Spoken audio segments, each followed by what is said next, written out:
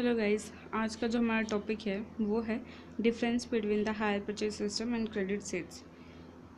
मैं ये कहना चाहती हूँ कि इस टॉपिक को प्लीज़ आप अच्छे से रीड करें क्योंकि ये बहुत इंपॉर्टेंट है और मोस्टली अगर हम एग्ज़ाम के व्यू से देखें तो ये कई बार बहुत बार ये क्वेश्चन आया होता है। सो कुछ डिफरेंस बेसिस हैं, बेसिस पे ऊपर हम इन दोनों को डिफरेंस करते हुए चलेंगे। तो सबसे पहले क्या है, एक्ट।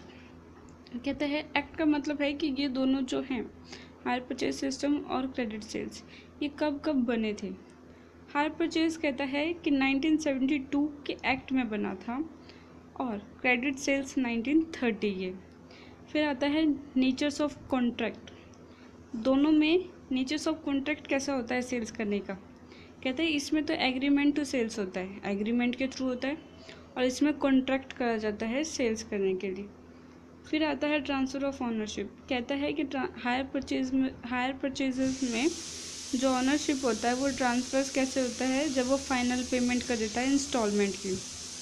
बात अगर हम क्रेडिट सेल्स की करें तो जैसे ही वो कॉन्ट्रैक्ट साइन करता है वो उस गुड्स का ऑनर हो जाता है। फिर मेथड ऑफ पेमेंट, अगर बात करें हम हायर परचेजेस की तो हायर परचेजेस है ही इसलिए क्योंकि हम उसमें पेमेंट जो होती है वो उसकी इंस्टॉलमेंट में होती है। बात अब करते हैं क्रेडिट सेल्स की।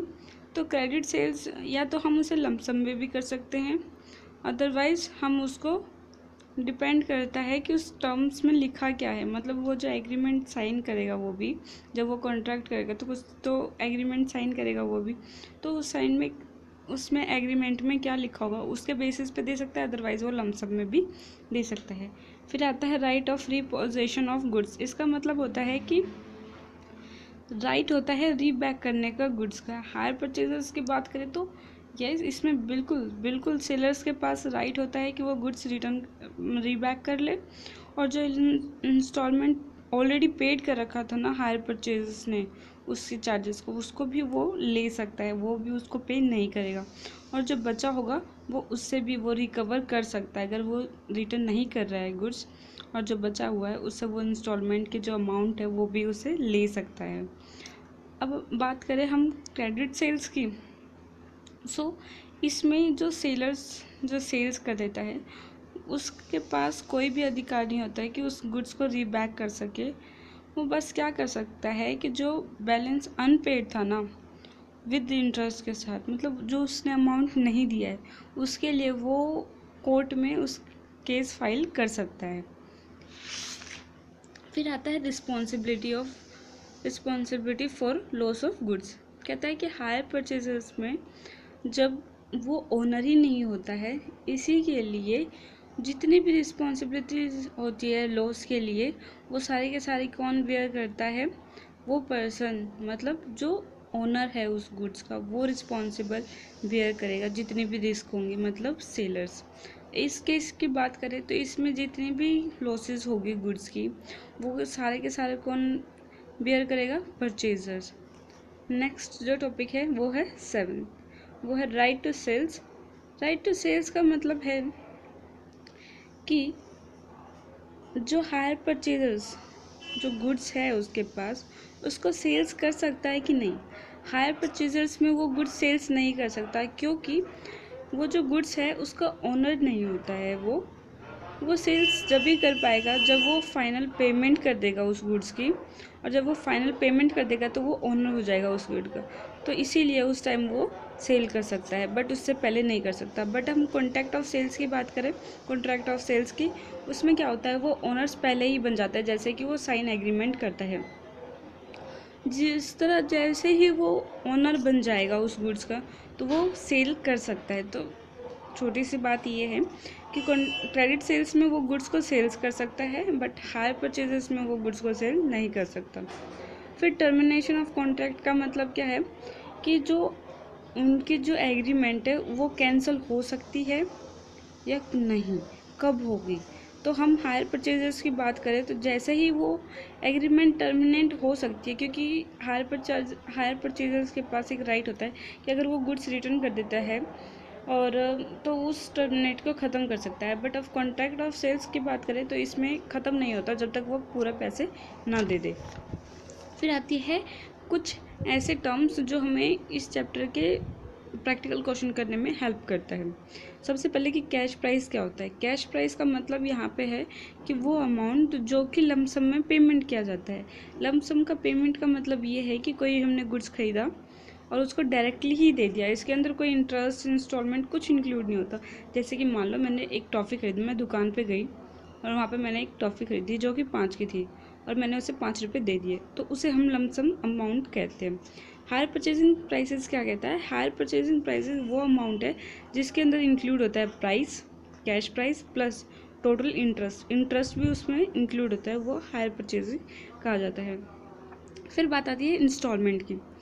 अब इंस्टॉलमेंट भी आपको ध्यान से रखना होगा कि ना, जब भी आप क्वेश्चन करोगे प्रैक्टिकल तो उसमें देखोगे तो आपको ना कई बार ये होगा कि ना उस इंस्टॉलमेंट के अंदर ना इंटरेस्ट भी इंक्लूड होगा और आपको कैसे पता चलेगा कि उसके अंदर इंक्लूड है कि नहीं है।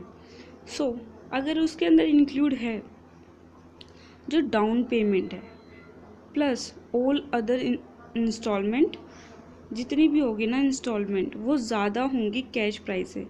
डाउन पेमेंट का मतलब यहाँ पे है कि जब वो एग्रीमेंट साइन करता है तो वो एडवांस में पेमेंट करता है, कुछ अमाउंट पेमेंट करता है, प्लस जितनी भी इंस्टॉलमेंट है उन सब के अमाउंट को अगर प्लस करके कैश प्राइस से ज़्यादा आता है तो इसका मतलब होता है कि उसके अंदर जो इंटरेस्ट है वो इंक्लूड है। अगर वो इंक्लूड नहीं है तो जो आपकी डाउन पेमेंट है प्लस जितनी भी आपकी इंस्टॉलमेंट है वो इक्वल आता है कैश प्राइस के। दैट मीन्स उसके अंदर इंटरेस्ट इंक्लूड नहीं है। फिर एक और चीज़ हमेशा याद रखना कि आप जब भी हायर परचेजिंग सिस्टम करोगे और गुड सेल्स करोगे तो आपको ध्यान रखना पड़ेगा कि वो कंसिडरेबल वैल्यूज़ गुड्स हैं या स्मॉल वैल्यू। कंसिडरेबल वैल्यूज़ क्या होंगी? जैसे कि motor car, truck, machinery etcetera, जो जिनकी जो अमाउंट होती है वो ज़्यादा होती है, और स्मॉल वैल्यू जिनकी अमाउंट कम होती है। कहता है कि जब भी आप कंसिडरेबल वैल्यूज़ को रिकॉर्ड करोगे तो आप क्या ध्यान रखना पड़ेगा, इसको भी क्या कहते हैं, इसको भी रिकॉर्ड करने के लिए 2 मेथड है। फर्स्ट मेथड जिसको हम टोटल एसेट्स वैल्यू मेथड कहेंगे और सेकंड जो एसेट्स अक्रूवल मेथड कहते हैं। टोटल एसेट्स वैल्यू मेथड क्या है?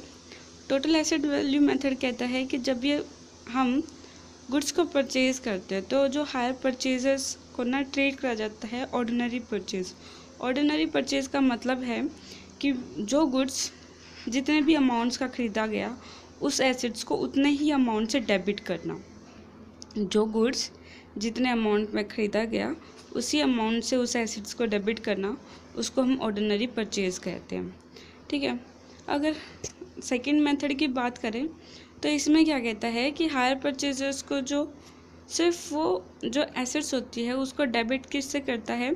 कैश प्राइस, जिसके अंदर इंक्लूड होता है इंस्टॉलमेंट। कैश प्राइस को डेबिट प्लस जिसके अंदर इंक्लूड होता है इंस्टॉलमेंट। आपको एक एग्जांपल से बताती हूँ। मान लो कि आपने एक कैश प्राइस एक मशीनरी की 1 लाख है और वो पेमेंट करता है और 4 इक्वल इंस्टॉलमेंट में, तो 4 इक्वल इंस्टॉलमेंट इसकी 1 लाख की कितनी होगी? 25,000। फर्स्ट मेथड में तो मैं क्या करूँगी, इस 1 लाख से ही उस एसेट्स को डेबिट करूँगी, और सेकेंड मेथड में क्या करूँगी? बट हम सेकेंड मेथड की बात कर रहे थे तो ये जो 1 लाख है इसको वो क्या कहता है कि 4 इक्वल इंस्टॉलमेंट में वो पे करेगा। हम क्या करेंगे, इस 4 इक्वल मतलब ये जो 4 है इसको हम डिवाइड कर देंगे इस 1 लाख से, तो मतलब जो आएगा वो आएगा 25,000। इसके अंदर इंस्टॉलमेंट भी इंक्लूड है और कैश प्राइस भी। तो हर ईयर जो होगा एसेट्स को वो डेबिट करेगा 25,000 से। ठीक है।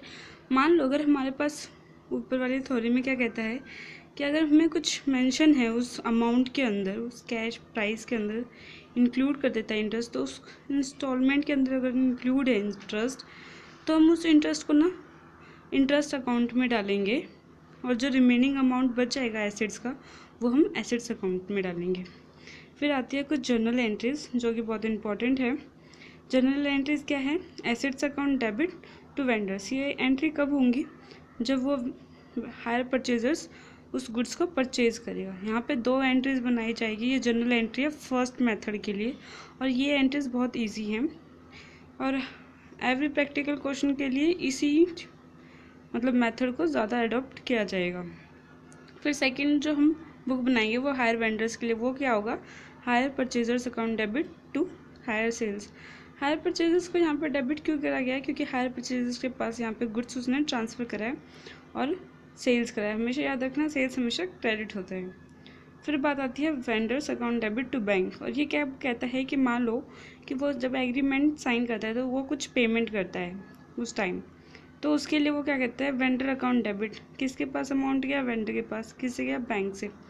सेम अगर हायर वेंडर के पास अगर वो रिसीव्ड होता है तो bank account debit to hire purchasers account. Same यहाँ पे मान लो इंटरेस्ट ड्यू की बारी आ गई, so interest account debit to vendors account.